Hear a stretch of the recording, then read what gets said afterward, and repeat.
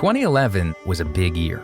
Looking at a global scale, NASA ended its space shuttle program just a few months after the world tuned in to the royal wedding between Prince William and Kate Middleton.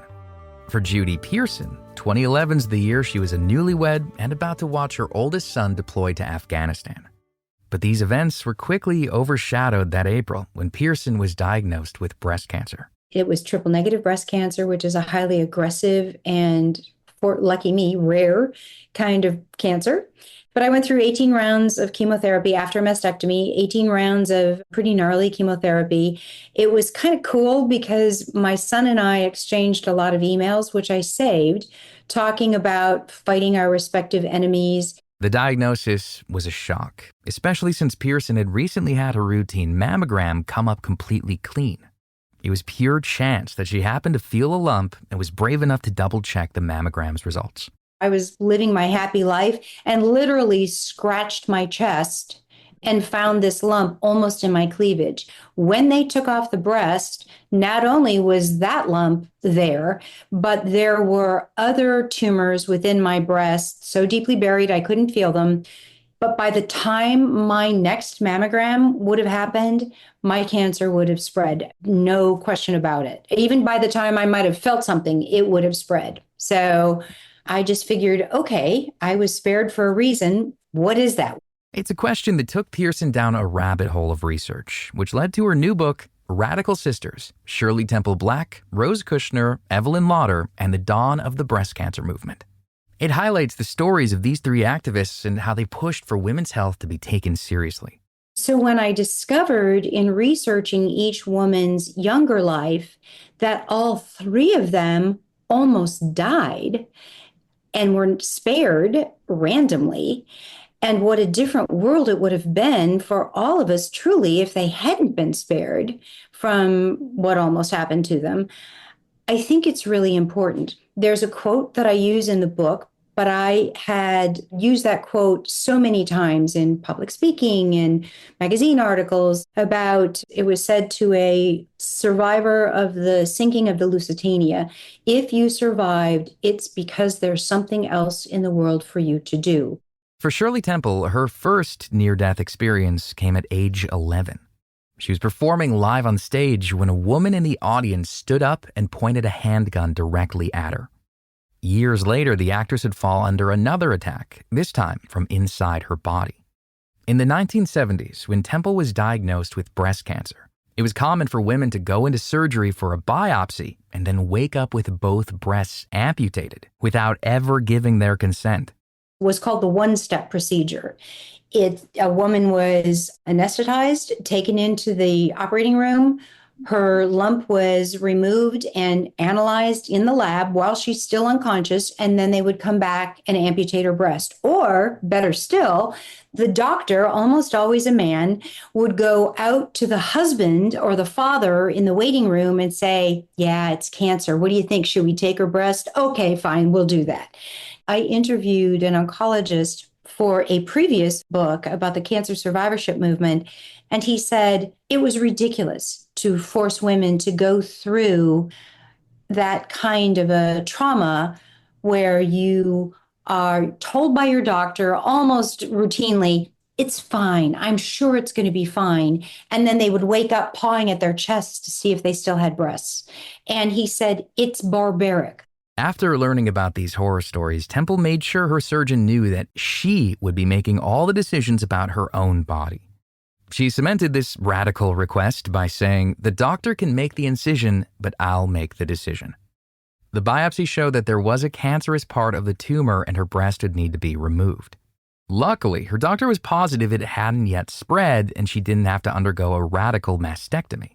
It was the standard procedure at that time where doctors would surgically remove a woman's breasts, pectoral muscles, and underarm lymph nodes.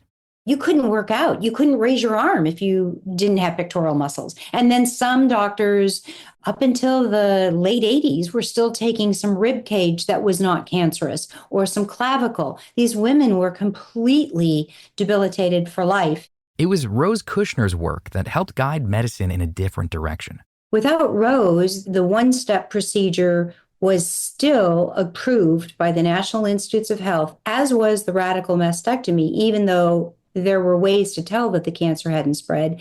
Those were still best practices at the National Institutes of Health up until 1980. And it was because of a meeting at NIH that Rose went to that she had the opportunity to persuade doctors who'd already decided at that meeting, okay, we're not doing the radical anymore. She had the opportunity to say, there are many reasons why women need a minute to figure out what their next steps are. Kushner, a journalist, was one of America's most vocal breast cancer activists. She openly criticized the medical community in newspapers and on TV. She advocated for women to be an active participant in their medical care, and to understand that the one-step radical mastectomy their doctors may try to push on them was an outdated procedure that had been rejected by physicians outside of America. During the 1979 NIH Conference on Breast Cancer Treatment, she convinced the panel of physicians to stop the one-step procedure and separate biopsy from operation. Soon after, President Carter appointed her to the National Cancer Advisory Board. And then with regard to Evelyn, the breast center at Memorial Sloan Kettering that bears her name is terrific.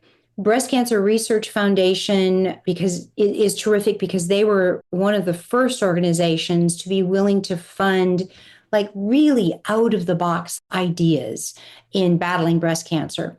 The Evelyn H. Lauder Breast Center is continually promoting new prevention and diagnostic technologies, less invasive surgery, and more targeted treatments. Despite the center's contributions to breast cancer research, Pearson believes Lauder's greatest contribution to this community is how she was able to raise awareness. And we toss that word around a lot these days. But in 1993, there wasn't a lot of awareness of breast cancer. Women were still afraid. If they felt a lump, they were afraid to go see what it was because it might be bad. And so therefore, by the time they did get to the doctor, it was too far down the road. And so early detection, getting mammograms, those kinds of things, educating yourself, those kinds of things are really important. Cancer in general was something no one wanted to talk about, and many still falsely believed that it was contagious. In fact, Pearson says many people would go as far as to hide their diagnosis because they didn't want to be ostracized from their community. You could be fired. If you had health insurance, you could lose it. You couldn't join the military. You couldn't adopt children. Childhood survivors couldn't get roommates at college. And if you were invited to someone's house for a cocktail party, you might be served on paper plates with plastic silverware so that it could be disposed of. Because even through a washing cycle, your cancer germs could be passed on to people in that household. I mean, it sounds really ridiculous now, but when you think about it, all those things went well into the 80s. Then, specifically with breast cancer, Pearson says there was a lot of shame around losing your breasts and fear that their husbands would leave them. This absence of conversation played a part in the lack of funding and research for breast cancer. But when the AIDS movement shot to the top of public interest, Pearson says it began to raise questions as to why the same attention wasn't given to breast cancer. Congress was appropriating millions and millions of dollars to research, all of it very important and very good. But if you were trying to survive breast cancer at the time and you looked at that and you saw that the number of diagnoses between the two diseases were, breast cancer was 100-fold more often diagnosed, and yet the money dedicated to research was almost 100-fold in the opposite direction. And so these women, Evelyn and other women who were at the ground floor of the breast cancer movement, looked at the AIDS movement and said, we have to stop being polite. We can't be polite anymore. We need to shout and demand that our disease be looked at and funded as well. And so, using some of the same grassroots activism techniques as the AIDS movement, the National Breast Cancer Coalition and other groups successfully pushed for an increase in federal funding. They were also instrumental in getting legislation passed for health coverage of mammograms. Pearson chose to focus on these three women to highlight how just a few motivated people can create impactful and lasting change. Her book, Radical Sisters, is now available for pre-sale. You can find more information about Judy Pearson and all of our guests on our website, radiohealthjournal.org.